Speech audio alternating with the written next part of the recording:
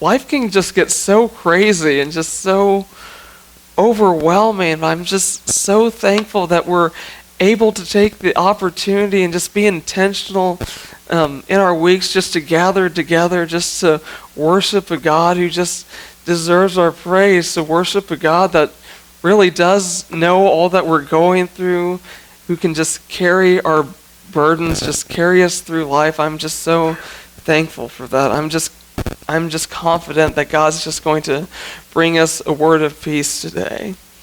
And we're going through the Gospel of Luke over these past couple of months, just looking at the life of Jesus, the different teachings of Jesus. And we're going to continue to do that through Easter. And now we've come to a point in time in Luke chapter 10, verses 38 through 42, where two of Jesus' closest friends enter into the picture through Martha and Mary, and we're just going to take it easy today, kind of go through this verse by verse and see what the Lord has to say to us. So here's how the story starts out in verse 38.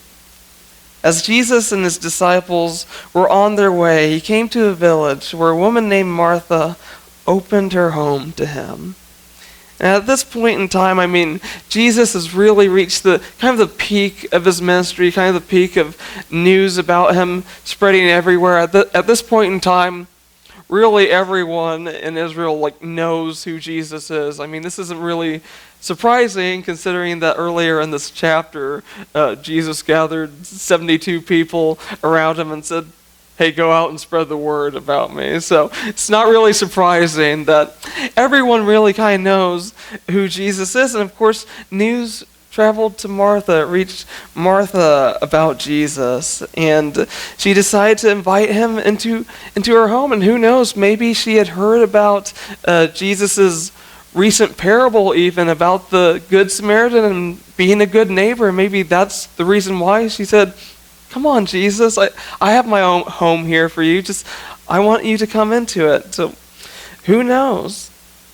But I know that when we typically read this story and we think of Martha, I feel like some of us know how the story ends and goes and everything. And we typically think of Martha as the bad guy, as the bad example. And I mean, I feel bad for Martha sometimes. I mean, that has to be I feel like Martha gets a bad rap. That's kind of a bad deal to kind of be known for a moment of weakness and be used as an example of what not to do for thousands upon thousands of years and even later on in the sermon. But I mean, it's not all bad and everything. Martha's not all bad here. I mean, right in the beginning of this passage, Martha is doing exactly what she should do. She's setting an example for everyone, really. I mean, all of us, we should hear about Jesus. We should hear about the good news of Jesus, the love that he has for us, this gift of salvation that he has for us, and we need to make a decision about whether or not we're going to invite Jesus into our lives. And obviously, we need to invite Jesus into our lives just as Martha did. So it's not all bad. She starts out right where she should be. She invites Jesus in, and so the story continues. She had a sister called Mary who sat at the Lord's feet listening to what he said. And so here's Jesus. He's used to teaching in front of crowds upon crowds upon crowds of people. And here Mary has this really unique and exciting opportunity. It's like Mary has this VIP backstage pass to Jesus. I mean, Jesus is in her home. This person that's done miracles and had all these amazing teachings. He is right there in front of her. And Mary is just soaking it all in. I mean, I don't know. Maybe this is just because we had Valentine's Day just a couple days ago. But I kind of view Mary having the attitude of someone who's just kind of getting into a new dating relationship with someone. You know, it's new. It's exciting. You just want to be with that person all the time. You just want to learn all that you can about them. It's great being with them. It's a state of unending bliss. It's fantastic. And that's kind of where Mary is at this point when she begins her relationship with Jesus, just being in awe and just hanging on every single word that Jesus has. I feel like that's how a lot of us start our relationships with Jesus, or it probably should be how we start all of our relationships with Jesus. I mean, here we invite Jesus into our lives. He saves us. He kind of gives us a clean slate. He's able to change our lives and transform our lives for the better. And we just think, man, I just want to keep this excitement going. Yes, Jesus is awesome. I just want to spend as much time with him as I can. We're reading our Bibles like crazy, praying like crazy. We can't get enough of Jesus. Then we begin to kind of look around at other Christians and everything, and we're just thinking, oh, wait a minute, they're actually doing stuff and everything. They're like volunteering, getting involved in their church, doing all this community service and everything. I guess I need to do that. I guess I can't just spend all my time with Jesus here. I got to get to work. I got to do something here. Can't be just lazy, just me and Jesus here. I got to get to work. But I feel like when we live in such a work-oriented culture that it's just so easy just to become work-centric, and that's the only thing that we think about. It's the only thing that we care about. That's it. It's just work, and it's easy for that mindset just to enter in to our relationship with Jesus, where we just treat a life of Jesus, a life of Christianity, of okay, I've got to work for Jesus. Jesus is counting on me just to spread the word about him. It can't just be about me and my own relationship with Jesus. Everyone needs to have a relationship with Jesus, and I need to do my part to make sure that happens. And so we just think, okay, Jesus, what is it that you want me to do with my life? We're so concerned. We're just saying, okay, I got to figure out what Jesus wants me to do. Whether that be saying a great example at work, working as hard as we can, and just taking advantage of open doors there. Whether it mean like just we're going to volunteer our time for community service to show God's love in that way. Whether it be volunteering in our local church in whatever way that we can, just to be a part of the machine to make disciples and everything. Whatever, we just say, okay, I'm going to get to work. But again, it's easy for the work-centric culture to just pervade our relationship with Jesus to the point where that's all we're thinking about. We're not thinking about Jesus himself or our time spent with Jesus. We're thinking, no, I need to do this for Jesus. This is what I know Jesus has called me to do, and that's what I'm going to do. I'm going to get to work. I'm working for Jesus. I feel like I'm sure there are positives to having a work-centric lifestyle, but I don't know about you. I just see the negatives sometimes. I just see the negatives. So I've been on the raw end of that sometimes. Let's just be honest. Because when you're work-centric, let's be honest, relationships, they can take a back seat, and work is just at the center stage of it all. And when work is at the center stage of it all, and that's all you're thinking about, you're just thinking about, okay, what do I need to do next? What's next after I complete this step? What do I need to do next? What do I need to do to make sure that everything goes right and that nothing goes wrong? I mean, when you're thinking about that all the time, I don't know. That's stressful, isn't it? It's stressful.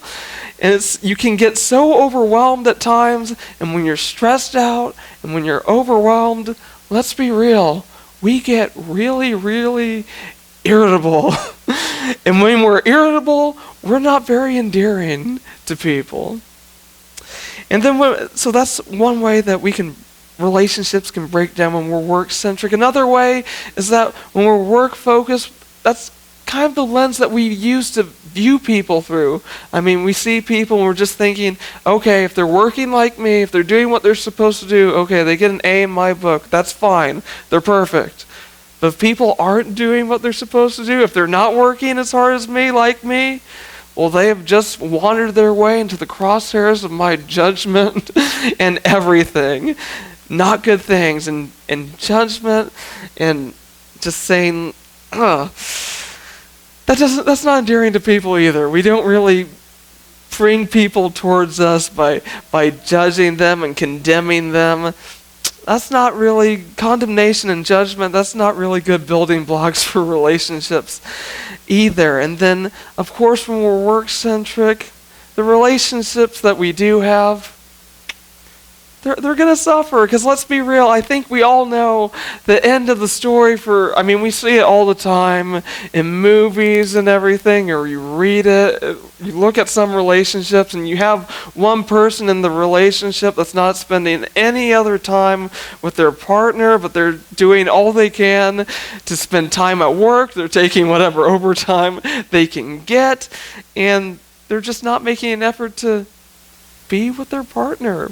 I think we all know how that's going to end. It's not good. Being work-focused, work-centric can really make us neglect the people closest to us. I'm sure that not everyone who is so work-focused has a negative impact on the relationships like that. But let me tell you, I am describing what happened to Martha in this passage of Scripture, going on to verse 40. But Martha was distracted by all the preparations that had to be made.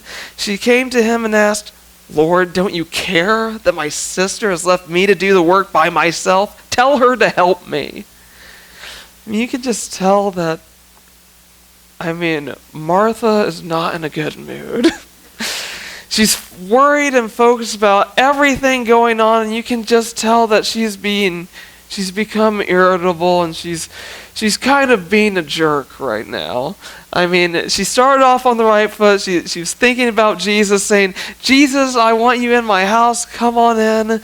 But then, ironically, she takes the focus off of Jesus and onto the work that she's doing for Jesus. And it's getting to the point where she's viewing other people. She's condemning and judging her sister, saying she's not doing what I'm doing. She's not working as hard as I'm doing. That's wrong. That's not fair. And then she goes to the person that she's lost focus of. She's not doing anything to really spend time with them or make an effort to spend time with them. Instead, she goes over and tells him, "Jesus, you need to do something. This is messed up. You need to tell my sister to help me, because this is not fair. This is not right." You see that Martha's priorities shifted from Jesus himself to the work that she was doing for Jesus. And when that happened, Jesus just got lost in the shuffle of everything.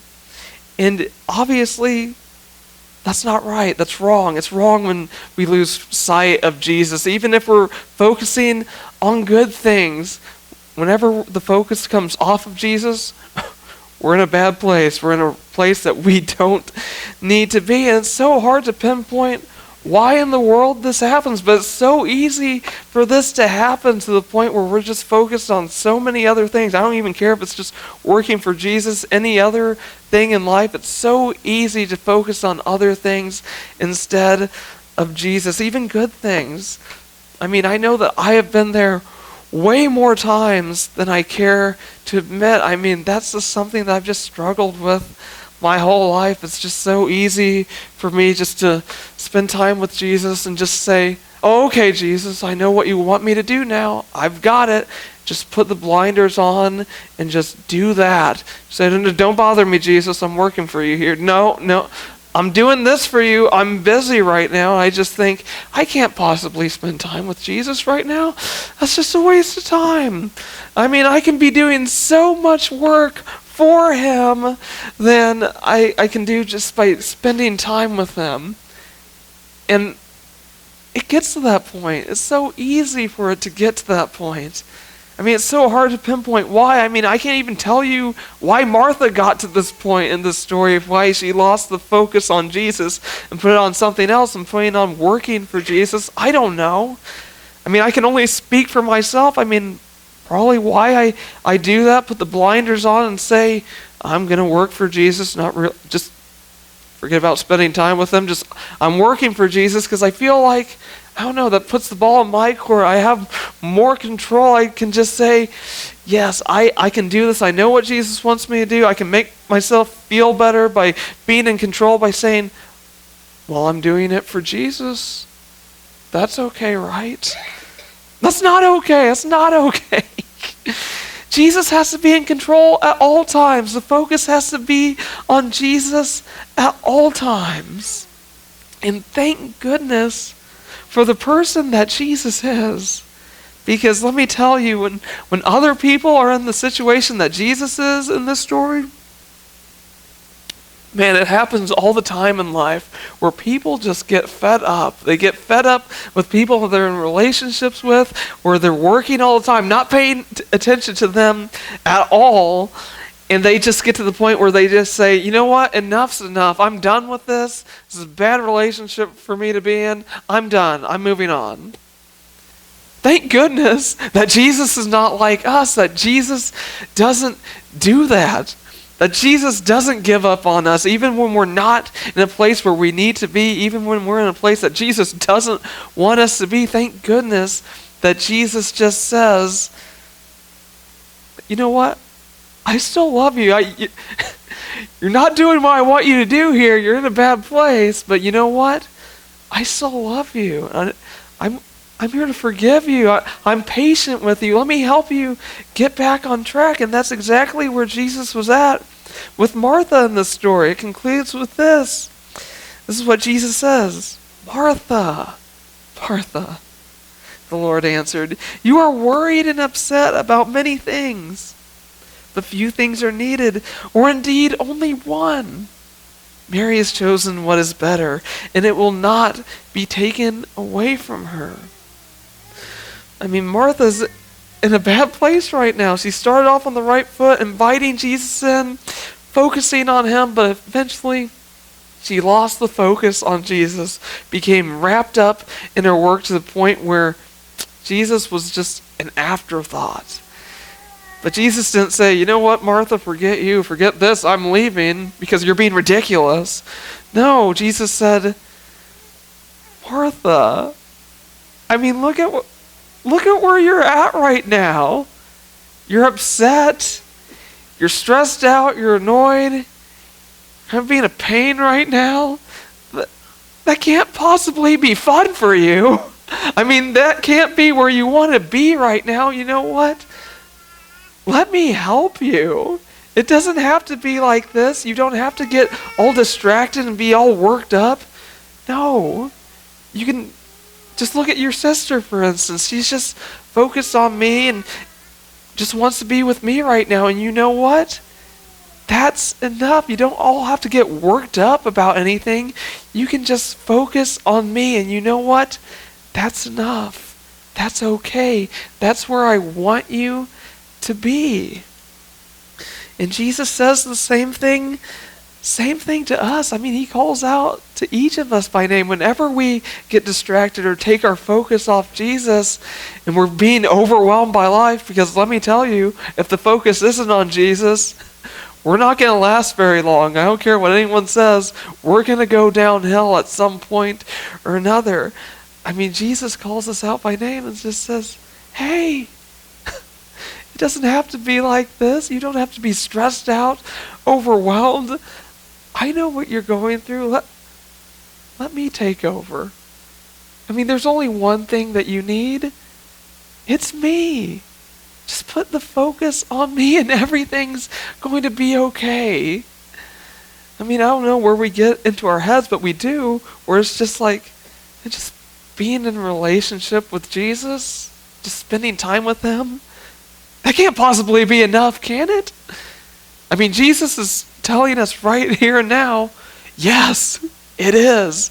It's all we need. Jesus is all we need. And I know it can be scary sometimes, just throwing caution into the wind and saying, okay, I am willing to take control out of my hands and put it into your hands, Jesus. I know that's so scary for us at times, but you know what? Jesus comforts us with the words found at the end of Matthew 11. He just says to us, starting with verse 28, he says, come to me, all you who are weary and burdened, and I will give you rest. Take my yoke upon you and learn from me, for I am gentle and humble in heart, and you will find the rest for your souls, for my yoke is easy and my burden is light. I mean, when our focus is on Jesus, that's where we find peace.